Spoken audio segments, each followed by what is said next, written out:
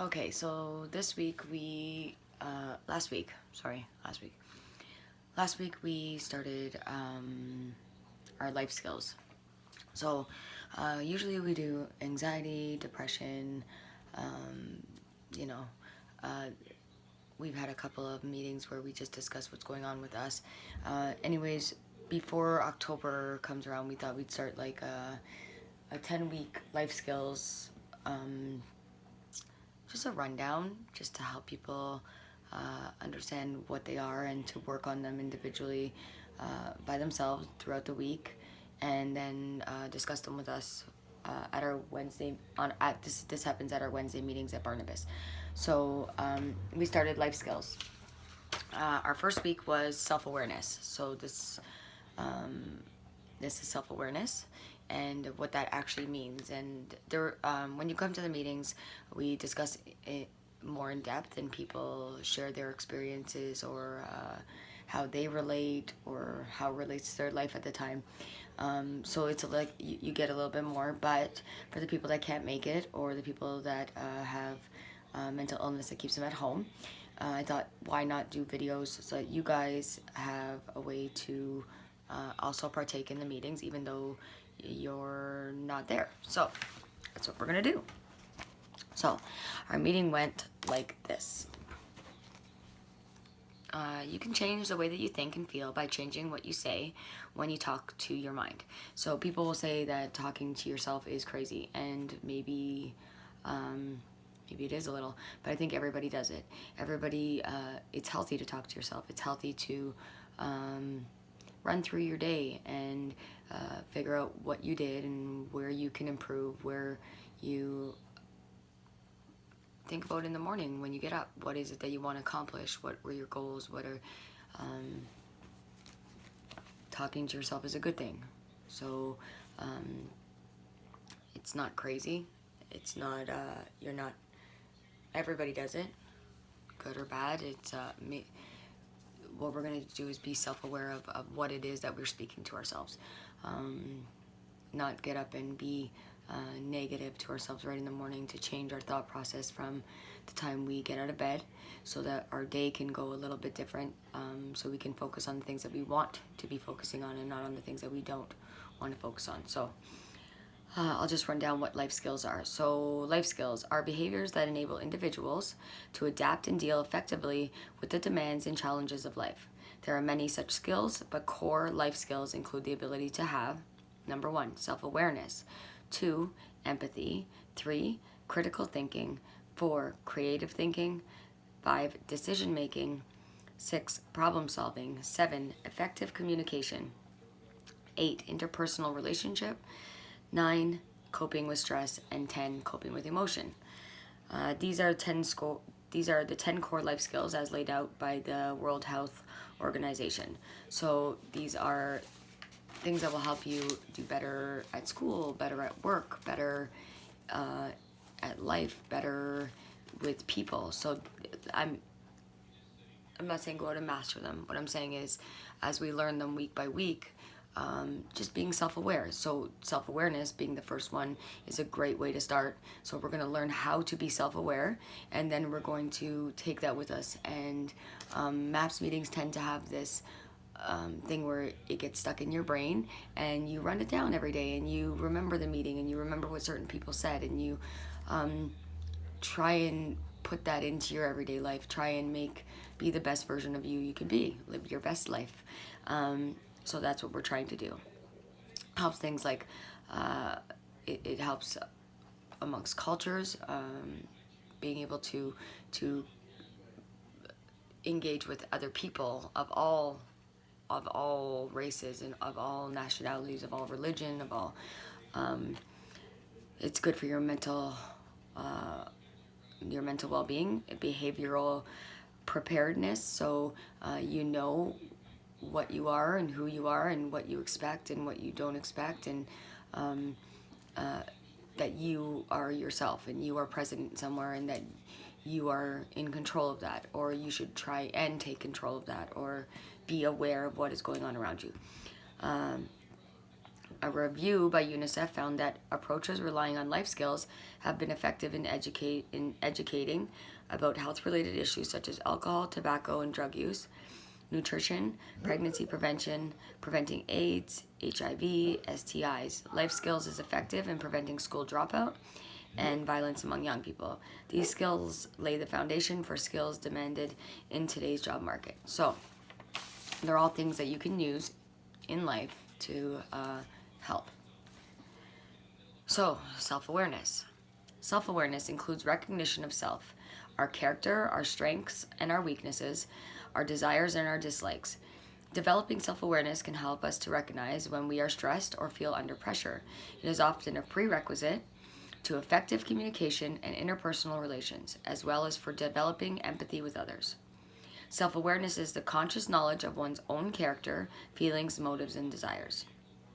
Self-control is an aspect of inhibitory control.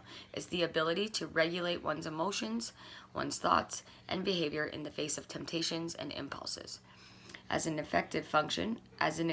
executive function, self-control is a cognitive process that is necessary for regulating one's behaviors in order to achieve specific goals.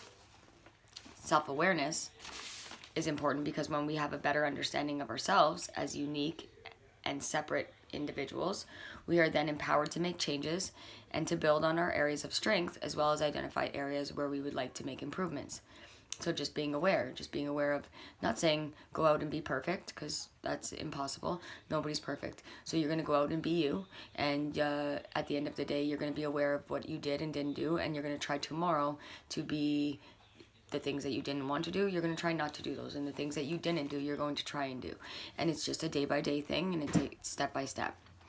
We usually identify our existence with our position in society, our friends and family, the needs and desires of our body, and the emotional and intellectual expressions of our mind. For example, we might say, I am a student studying economics. I have 3 sisters and I live in London. We rarely take the time to contemplate the real nature of our existence, to ask the question of who am I? Please go back. Thank you. Self-awareness is about learning to better understand why you feel what you feel and why you behave in a particular way. Once you begin to understand this concept, you have the opportunity and freedom to change things about yourself, enabling you to create a life that you want. It's almost impossible to change and become self-accepting if you are unsure as to who you are. Having clarity about who you are and what you want can be empowering, giving you the confidence to make changes. So, self-awareness is important because when we have a better understanding of ourselves, we are able to experience ourselves as unique and separate individuals. We are then empowered to make changes, to build areas of strength, as well as identify areas where we would like to make improvements. Self-awareness is often a first step to goal setting. It is being conscious of what you are good at while acknowledging what you still have to learn. This includes admitting when you don't have the answer and owning up to your mistakes. This is what growth looks like. So, that's it. That's what growth looks like. Acknowledging the things that you do, and in all of their glory, in the good, the bad, and the ugly. We are who we are, and we have the ability to change that. So, learning to accept who we are in all of its glory is a little bit can be hard to do, but it can be done. And then as soon as you acknowledge it, you can't change things that you haven't acknowledged. So as long as you acknowledge it, then you are able to work on it. So in our highly competitive culture, this can seem counterintuitive. In fact, many of us operate on the belief that we must appear as though we know everything all of the time, or else people will question our abilities and then perhaps judge us on those. If you're honest with yourself, you'll admit that really the opposite is true, because whether you acknowledge your weakness or not, everyone else sees them.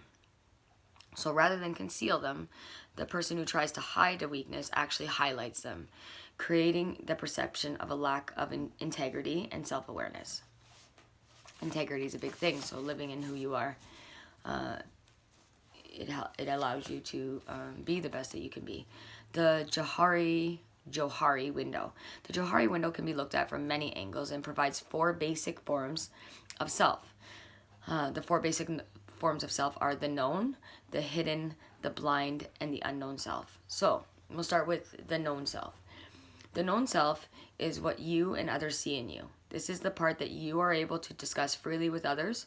Most of the time you agree with this view, the view you have, and the view that others have on you. Then there's the hidden self. The hidden self is what you see in yourself, but others don't.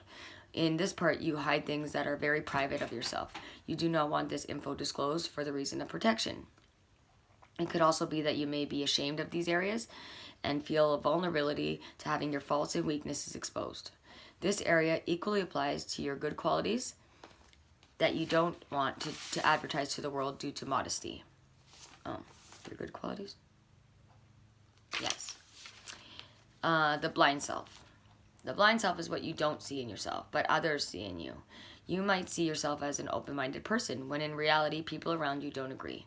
This area also works the other way. You may see yourself as a dumb person, while others might consider you immensely bright. Sometimes those around you might not tell you what they see, because they fear maybe offending you. It is this area that people sometimes detect that what you say and what you do don't match. Sometimes body language shows the mismatch. So people will be saying one thing, but you can totally see off their body language that that's not what they are actually feeling. And they might just be doing that to maybe not hurt your feelings, or maybe think that you don't know, or maybe just aren't able to effectively communicate what it is that they're trying to say. So they just don't at all. The unknown self is the self that you cannot see, others cannot see. It is the category. In this category, there might be good and bad things that are out of the awareness of others and you. This might refer to untapped potential talents and skills that have yet to be explored by you, your friends, your colleagues, or your family. The Johari window is quite useful as you discover who you are. Observations and value judgments. How can I make a decision if I didn't judge? Isn't that how we make decisions? A distinction between a value judgment and an observation is as follows. In an observation, we see, hear, and feel what is happening around us. We then state what we see. When we are judging something, we go one step further in the process of observation and we add a subjective evaluation. We label the event good or bad. It then becomes a value judgment.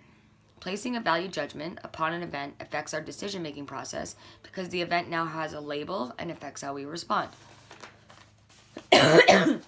How does this apply to accepting yourself?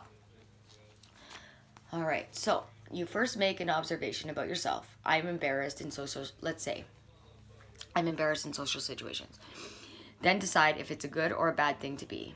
So if we're gonna go do this, we'll say it's bad to be embarrassed in social situations. When we judge something ourselves as bad, it becomes impossible to accept it, and your brain doesn't think it's okay. So with that part of yourself, so you're not okay. However, it is possible to accept how you behave in social situations and still know you want to change it, and perhaps works towards making improvements. What if you were to drop your value judgments and simply saw what is, then identified what you wanted and why? It could totally transform your experience. It might lead to new discoveries about yourself. For example, being embarrassed in social situations is something that you may have observed about yourself. It doesn't have to have any value judgment placed upon it. And this could be described as what is. Then identify how you would like to behave in social situations and why. What you want and why. Having established this, you are more able to move forward in a positive way, as you are now aware of how you would like things to be and more accepting as to how they actually are. Perhaps you would find well of acceptance for yourself and others that you know never existed. Perhaps you would notice the less you judge yourself, the less you judge others, and maybe the experience of acceptance would give you the solid foundation to move forward in creating yourself, your life, in a way that is more satisfying. So, just that, life skill number 1, self-awareness. Being aware of who you are, what you want, why you want it, and being okay when you make errors on your journey to that, acknowledging what it is that is stopping you from getting there, and understanding that a lot of it is in your own mind. And yes, obstacles come in life, and life throws us all kinds of different lemons, but what we do with those lemons is up to us, and what we put out there, and what we do ourselves is how it's going to affect the outcome too. So yes, life is throwing us things. How we deal with that, our self-awareness, why things trigger you, why things bother you, why you want things done a certain way, where your goal is, what it is that you want from a certain goal.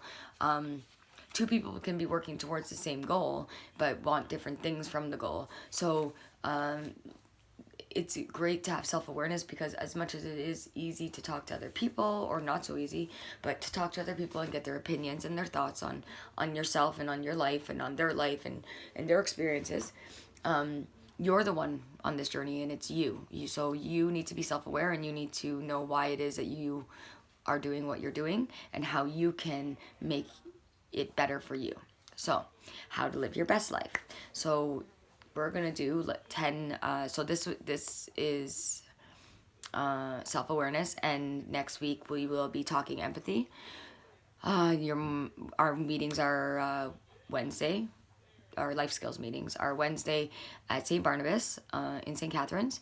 They run from 7 to 9, and they're in an open, safe, non-judging environment. It costs $0. Obviously donations are accepted, but it's not something that we go after. So all money that goes to MAPS gets put back into MAPS. We run MAPS in Welland, St. Catharines, and Grimsby, and currently looking to start back up in Niagara Falls again. So yeah, join us. You're more than welcome to join us at any one of they're always 7 to 9. It's always listed on our website at www.niagaraunited.org, and we have Facebook, Instagram, and Twitter, so stay up to date there, and look forward to talking to you next week with empathy.